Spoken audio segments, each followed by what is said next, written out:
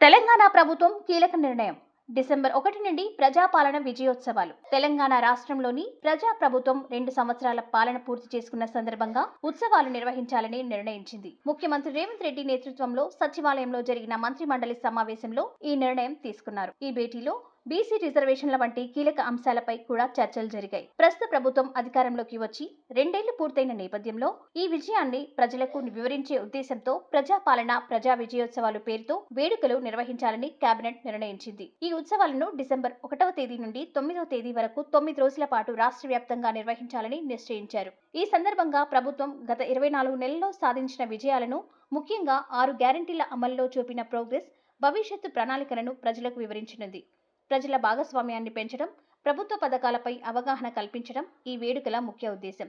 ప్రభుత్వం పారదర్శకత, జవాబుదారీతనంతో పనిచేస్తుందనే సందేశాన్ని ప్రజల్లోకి తీసుకెళ్లాలని సీఎం రేవంత్ రెడ్డి నిర్దేశించారు.